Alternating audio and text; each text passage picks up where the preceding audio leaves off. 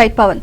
So button నొక్కి 4 నెలలు అవుతున్నా సరే లబ్ధిదారుల ఖాతాల్లోకి డబ్బులు అయితే జమ కాలేదు. సో లబ్ధిదారుల ఖాతాల్లో ఎందుకు జమ కాలేదు డబ్బులు అనేది ఇప్పుడు అందరిలోనూ ప్రశ్న తలెత్తుతోంది. సో తమకు కావాల్సిన అంటే సొంత మీడియాకు సంబంధించి యాడ్స్ రూపంలో ఎన్నో కోట్లు చెల్లించారు. అంతేకాకుండా తమకు కావాల్సిన కాంట్రాక్టర్లకు కూడా డబ్బులు చెల్లించడం జరిగింది. సో అంటే పేదల డబ్బులు ఇలా దారి మళ్లించారు. ఇప్పుడు ఎన్నికలు ఇంకా 2 రోజులు మాత్రమే మిగిలింది. ఈ 2 రోజుల ముందు ఎన్నికల ముందు సో అలాంటి లబ్ధిదారుల ఖాతాల్లో డబ్బులు జమ చేయాలి అని చెప్పేసి ఆలోచనకు వచ్చింది. అంటే పేదల డబ్బులతోనే జనాల ఓట్లు కొనుక్కోవాలి అన్న ఆలోచనతో ముందుకు వెళ్తోంది జగన్ సర్కార్ అని చెప్పేసి ఇప్పుడు తేటతెల్లం అవుతుంది. ఇదే ఇప్పుడు మొత్తం అందరూ కూడా చర్చించుకుంటున్న అంశం. రైట్. ఎందుకంటే 6 నెలలుగా అవుతోంది. అప్పుడు బటన్ నొక్కినప్పుడు నేను బటన్ నొక్కాను డబ్బులు పడ్డాయి అని చెప్పేసి అధికారిక మీడియాలో ప్రకటనలు ఇచ్చేసి వాళ్ళకి డబ్బులు కూడా ఇచ్చేసుకున్నారు. కానీ ప్రజలకు మాత్రం ఈ విధంగా ఇబ్బంది పెట్టిన పరిస్థితి అయితే కనిపించింది. చూస్తే నేరుగా పడాల్సిన డబ్బులు ఎక్కడికి పోయాయి? బటన్ నొక్కిన 4 నెలలకు కూడా లబ్ధిదారుల ఖాతాలోకి ఎందుకు జమ కాలేదు? కావాల్సిన కాంట్రాక్టర్లకు 1000 కోట్లు చెల్లించేసి పేదలు బడుగు బలహీన వర్గాలకే ఈ బిడ్డ ఎందుకు డబ్బులు ఆపేశారు? అప్పుడెప్పుడో బటన్ నొక్కి తన సొంత రోత పత్రికకు అప్పుడే కోట్ల విలువైన ప్రకటనలు ఇచ్చుకుని అసలు లబ్ధిదారులకు మాత్రం ఇప్పుడు డబ్బులు వేస్తామండమేంటి? ఇదంతా జగన్ నాటకం. పోలింగ్ కు 1-2 రోజుల ముందు ఖాతాలో డబ్బులు జనం సొమ్ముతోనే జనం ఓట్లను కొనుగోలు చేయాలన్న వ్యూహం ఇదంతా. ఈ జగన్ నాటకాన్ని ఎన్నికల సంఘమే బయటపెట్టింది.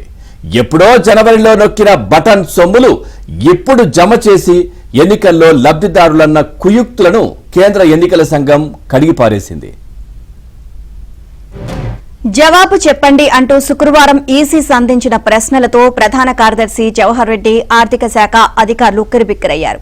ఎన్నికల కోడ్ అమల్లో ఉండగా అది పోలింగ్ కు 2 రోజుల ముందు లబ్ధిదారుల ఖాతాల్లో డబ్బులేయడం అంటే అధికార బలంతో ఓటర్లను ప్రభావితం చేయడమే. ఇది ఎన్నికల కోడ్ ఉల్లంఘించడమే. పోలింగ్ ముగిసిన తర్వాత ఎప్పుడైనా ఖాతాల్లో డబ్బులు వేసుకోవచ్చు అని సీఎస్ జవహర్ రెడ్డిని ఈసీ ఆదేశించింది.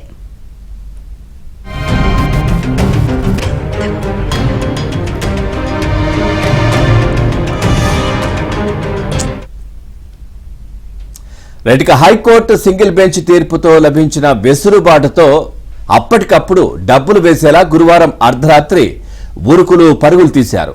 హైకోర్టు తీర్పు ఎలా ఉన్నప్పటికీ ఎన్నికల ముందు జనం ఖాతాలో డబ్బులు వేయాలంటే ఈసీ అనుమతి కావాల్సిందే.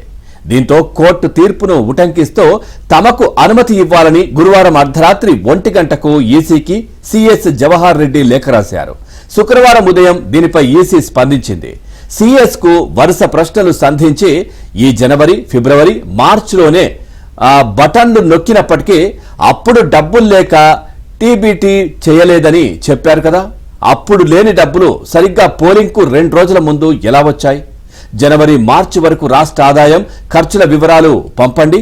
అలాగే పథకాలకు ఒకేసారి డీబీటీ చేయడానికి ఇన్ని డబ్బులు ఎలా వచ్చాయో చెప్పండి.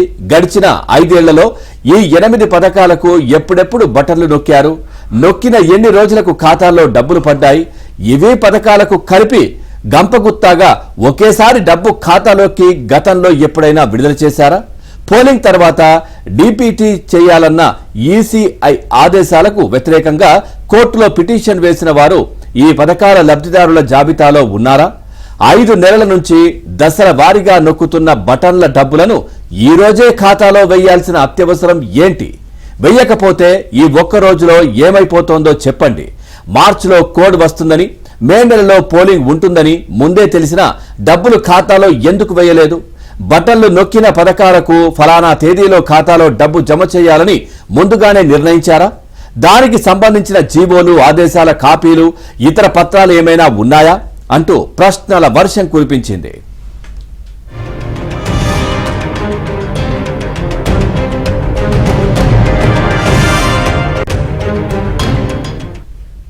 ఈసీ సంధించిన ప్రశ్నలకు సీఎస్ జవహర్ రెడ్డి శుక్రవారం మధ్యాహ్నం సమాధానాలతో లేఖ రాశారు.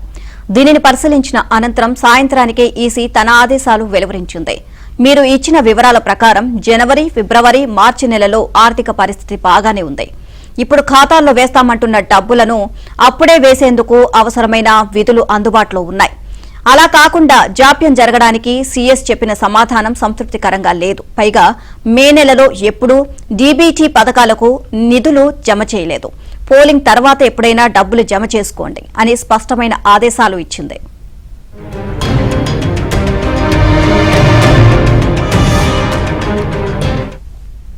ఇదిలా ఉంటే కొత్తగా మరో 4,000 కోట్ల అప్పులు తెచ్చేందుకు రాష్ట్ర ప్రభుత్వం సిద్ధమవుతోంది.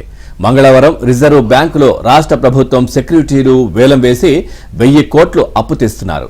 ఏప్రిల్, మే నెలలో ఇప్పటి వరకు కలిపి ప్రభుత్వం 17,000 కోట్ల అప్పులు తెచ్చింది.